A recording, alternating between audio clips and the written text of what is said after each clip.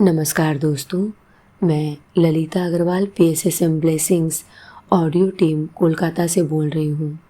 पिछले ऑडियो में हम उनसे लिए गए एक इंटरव्यू के बारे में जानते हैं, जिसमें उनसे विभिन्न प्रकार के प्रश्न पूछे जाते हैं और वह उनका उत्तर देते हैं। ऑडियो नंबर 186 में हम इसी इंटरव्यू के बाकी के प्रश्नों को जानेंगे। अगला प्रश्न है, क्या आप किसी तरह का योग सिखाते हैं? उनका उत्तर है, ज़्यादातर हम राजयोग पर ध्यान केंद्रित करते हैं। हम अग्नि योग भी प्रैक्टिस करते हैं। यह थोड़ा अपरिचित और दूसरे किस्म का योग है। हो सकता है आपने इसके बारे में नहीं सुना। यह रियलाइज़ करने का और मैनिफेस्ट करने का योग है। यह सिखाता है कि आंतरिक स्तर पर जो ऊंचाइयां हम छूते हैं वह इस जीवन में अभिव्यक्त होनी चाहिए। उदाहरण के तौर पर, अगर आपने प्रेम को अंदर महसूस किया है तो आपको इस जीवन में प्रेम को दर्शाना ही होगा। यह अग्नि योग है। अगर आपने परमात्मा के सौंदर्य को महसूस किया है, उसे स्पर्श किया है, तो यह आपके जीवन में दिखना चाहिए। अपने उपदेशों में हम इसके ऊपर बहुत जोर देते हैं। एक दूसरा प्रश्न, जो इन्फॉर्मेशन आप दूसरों को देते हैं वह कहाँ से आती है? उत्तर, ये सूचनाएं मेरे पास तब से आ रही हैं जब मैं 9 साल का था। मेरे पिता पूर्व के दर्शन के बहुत उन्नत शिक्षक थे। अपने जीवन के दौरान मैं मोनास्ट्रीज और मंदिरों में रहा हूँ और मैंने सूफी दरवेशों और क्रिश्चियन रहस्यवादियों के साथ पढ़ाई की है। मैं अपना बहुत ज़्यादा समय एक देश से दूसरे देश जाने में, वह भी दूर मिडिल ईस्ट में जाने में व्यतीत करता हूँ। मैं जानना चाहता था, मैं कुछ खोज रहा था। कुछ लोगों ने मेरी सहायता नहीं की, लेकिन कुछ लोगों ने मेरी बहुत सहायता की। मैं बहुत उन्नत लोगों से मिला। मैं उनके पैरों पर झुक गया और उनसे सीखा। वे बहुत सख्त टीचर्स थे क्योंकि वे बहुत ज़्यादा इन्फॉर्मेशन नहीं देते थे। वे सिर्फ चाहते थे मैं हो जाऊं, सिर्फ जानने के लिए नहीं। इसलिए मैं कठोर अनुशासन से होकर गुजरा हूँ। ब्लेवस्की को पढ़ने के बाद मुझे उनसे बहुत प्रेम है। उसके बाद मैंने टिबेटन मास्टर की टीचिंग्स को पढ़ना शुरू किया। मैंने इन टीचिंग्स को 25 सालों तक पढ़ा। मैंने स्वयं को उनके प्रति समर्पित कर दिया। उसके बाद मुझे अग्नि योग मिला, सबसे उन्नत ज्ञान जो मुझे अब तक मिला, जिसे मैं बहुत चेरिश करता हूँ। मैं अग्नि योग को उच्चतम मानता हूँ जिसे इंसानियत के लिए दिया गया है। उनका हेडक्वार्टर्स न्यूयॉर्क में है। उनकी किताबें और इन्फॉर्मेशन मास्टर मोरिया से आ रही है। अगला प्रश्न, क्या मास्टर मोरिया इस प्लैनेट पर भौतिक रूप से मौजूद है?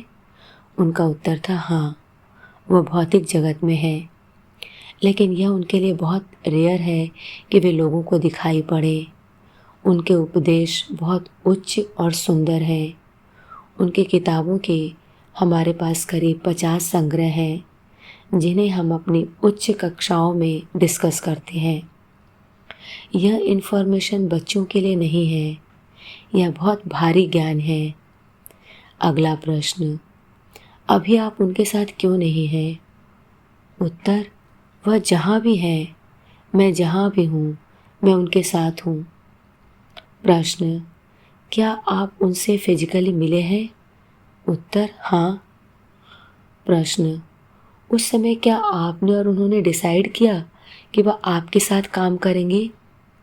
उत्तर, हमारे बीच ऐसा कोई डिसीजन नहीं था यह कहने के लिए कि मैं किसी मास्टर द्वारा भेजा गया हूँ। बिल्कुल भी नहीं। मैंने इन टीचिंग्स को चुना और उन्होंने मुझसे कुछ मिनटों तक बात की, बस। प्रश्न, आप लोगों ने किस बारे में बात की? उन्होंने हंसते हुए उत्तर दिया, मुझे लगता है जो बात उन्होंने कही और जिसने मुझे बहुत प्रभावित किया वह थी, मुझे स्वयं के हाथों और पाँव से अपनी मुक्ति के लिए काम करना चाहिए और इंसानियत के लिए सेवा योग्य बनने की कोशिश करनी चाहिए। यह सबसे महत्वपूर्ण सुझाव था जो उन्होंने मुझे दिया। यह भी कि मुझे किसी विशेष राष्ट्र या धर्म के लिए नहीं खड़ा होना चाहिए, मुझे सिर्फ इंसानियत के लिए खड़ा होना चाहिए। मैं जो भी करूं सिर्फ इंसानियत के लिए और किसी भी चीज़ के लिए नहीं। प्रश्न: क्या आप कहना चाहेंगे कि वह एक संपूर्ण सत्ता है? उत्तर: हाँ, वह एक परफेक्ट अस्तित्व है। हालांकि परफेक्शन हमेशा उन्नति और विकास की एक अवस्था है। कोई भी अवस्था ऐसी नहीं है जहाँ कोई रुक कर कहे कि मैं परफेक्ट हूँ या मैंने परफेक्शन अचीव कर लिया है। अगर कोई ऐसा करता है तो उसी समय उसने अपनी कब्र बना ली है। परफेक्शन असीमित की तरफ हमेशा उन्नति करने वाला रास्ता है। परफेक्शन का अर्थ है रुकना नहीं, बल्कि असीमित की संभावनाओं, सौंदर्य और शक्ति की तरफ चलते जाना। अगला प्रश्न: बाइबल में कहा गया है, एकदम शुरुआत में शब्द था।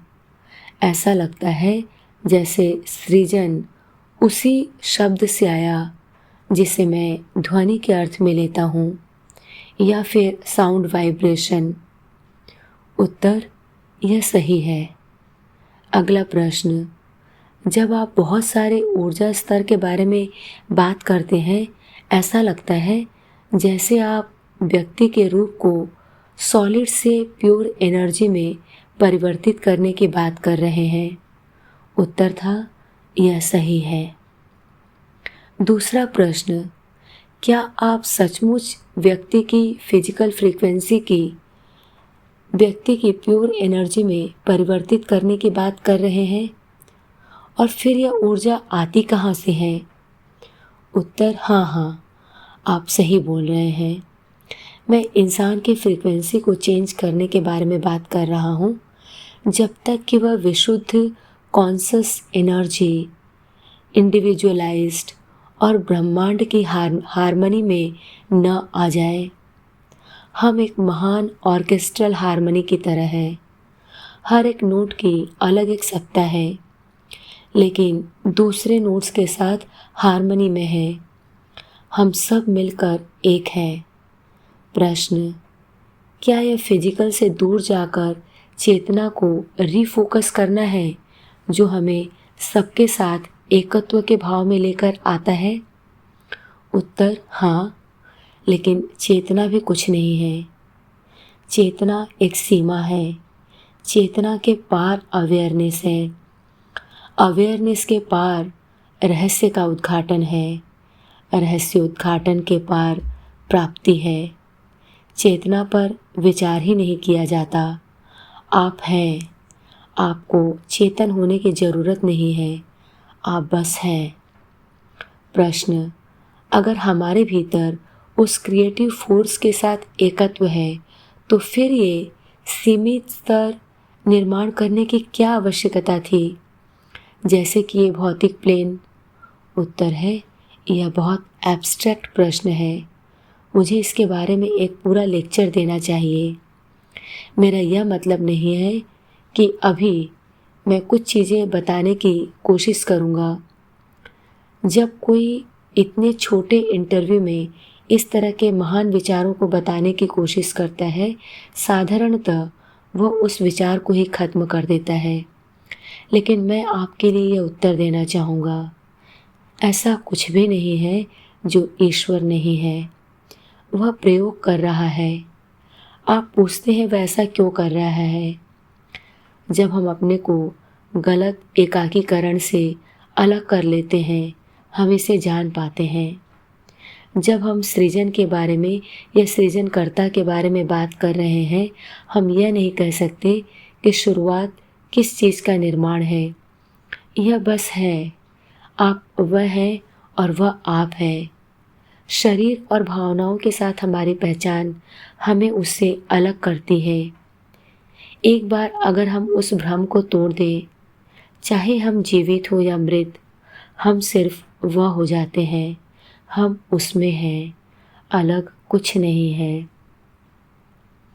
हम लोग महासागर के ऊपर बुलबुले हैं जो बोलते हैं, देखो मैं कितना बड़ा बुलबुला हूँ और मेरी अपनी छोटी छोटी समस्याएं हैं, क्योंकि मैं एक बुलबुला हूँ।